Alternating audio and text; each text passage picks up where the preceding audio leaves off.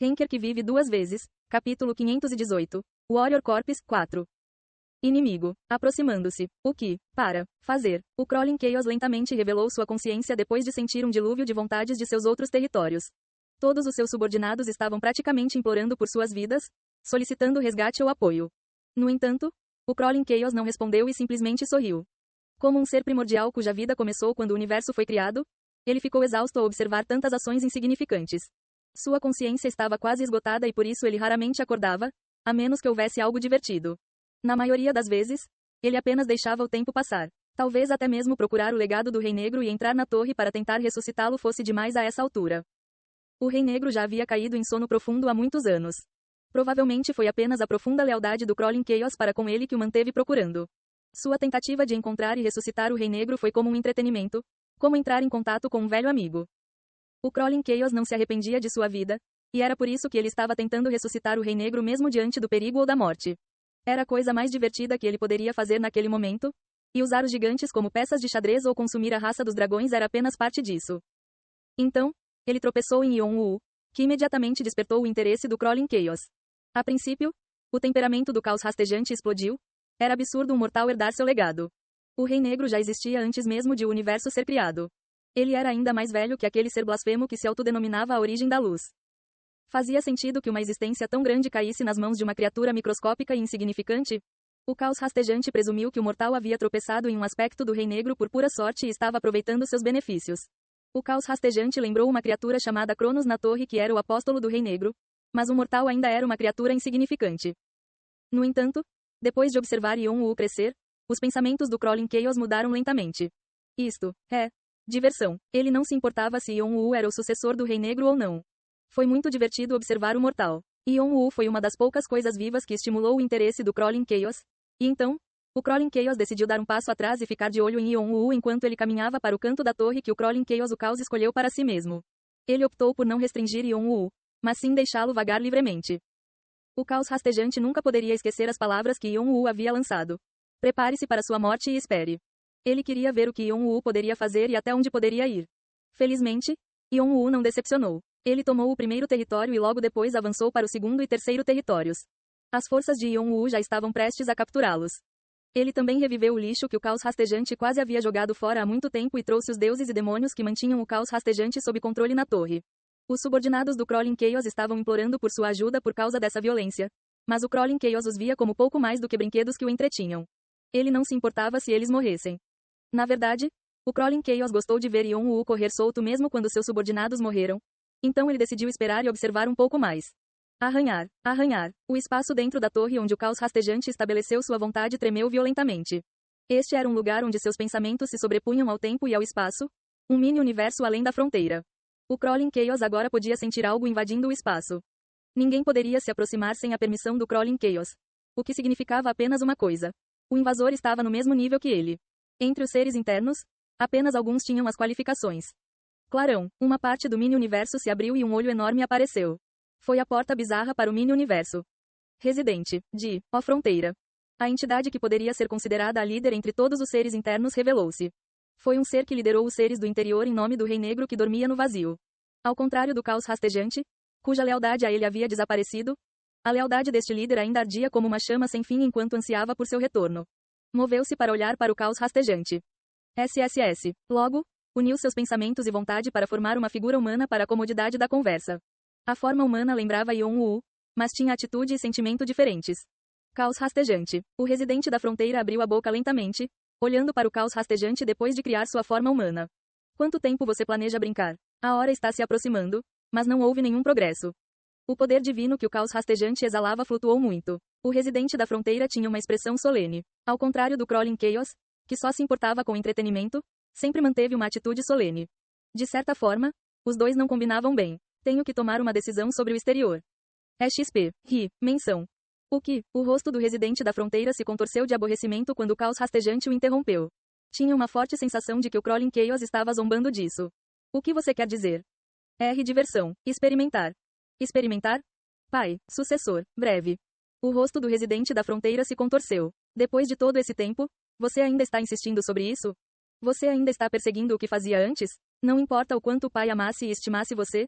Já não estava decidido que suas atividades excediam sua autoridade. Breve. Experimentar. Resultados. Vir. Fora. Ah! O residente da fronteira caiu na gargalhada com o ridículo do caos rastejante. O caos rastejante parecia não querer atender ao seu aviso. Não gostou nada desse aspecto do caos rastejante. Ele não conseguia entender por que o Rei Negro manteve essa criatura teimosa por perto quando ainda estava vivo, embora se dissesse que nenhum filho seu poderia realmente compreender sua vontade. No final, o morador da fronteira teve que dar um passo atrás. As atividades externas eram de responsabilidade exclusiva do caos rastejante. Embora fosse um vice-rei, o caos rastejante também ocupava uma posição de igual estatura. Ah, faça o que quiser. Mas há uma coisa que você deve ter em mente. Não podemos perder tempo. A torre, ou como é chamada, deve ser destruída o mais rápido possível. Embora o residente da fronteira governasse inúmeras dimensões e universos tempo-espaciais, ele não poderia se aproximar da torre. A torre parecia possuir e obedecer às leis de todas as coisas, mas também transcendia todas elas. Era um lugar que poderia ser considerado o inimigo natural dos habitantes da fronteira que estavam mais próximos da onipotência. O residente da fronteira teve que administrar tudo relacionado às revelações, então não teve escolha a não ser depender do caos rastejante e esperar que ele terminasse seu trabalho.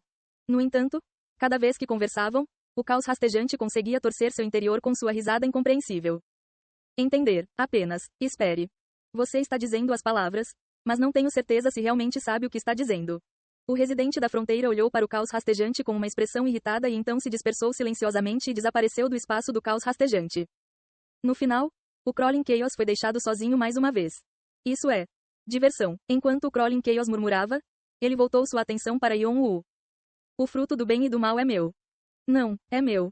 Os meios gigantes avançaram contra os deuses do outro mundo com suas armas, como touros excitados que ficaram vermelhos. Eles estavam matando os deuses do outro mundo, um por um. Eles já estavam no quarto território depois de se moverem sem parar. Eles repeliram os deuses do outro mundo, que não tinham medidas defensivas que pudessem conter os meios gigantes. No momento, foram os enviados dos deuses e dos demônios que, embaraçosamente, tiveram que perseguir os meios gigantes. Bando de malucos. Eu não entendo como eles podem se mover assim, a menos que realmente tenham enlouquecido. Costumava-se dizer que aqueles que mais tarde recorreram ao roubo eram os mais perigosos. Ainda cheios do entusiasmo de superar seus desafios e obter a vitória, os meios gigantes continuaram a lutar como se fossem viciados em drogas. Eles ansiavam por batalhas mais emocionantes e por uma maior sensação de vitória. Isso também significava que o despertar deles continuava sem problemas. Sempre que conquistavam um território, os espíritos dos seus antepassados apareciam e davam bênçãos aos seus descendentes. E assim os gigantes continuaram a crescer até que ficou estranho chamá-los de meios gigantes. A força das auras dos meios gigantes tornava difícil para os outros compreenderem que eles ainda tinham mais potencial desbloqueado e inexplorado. Em particular, a aura emitida pelos membros do corpo de guerreiros de alto escalão, incluindo Valdebiche, muitas vezes fazia os enviados tremerem de medo. Houve também a recompensa que Yon-Wu ofereceu para motivá-los. Vou dar isto ao guerreiro que fizer a maior conquista.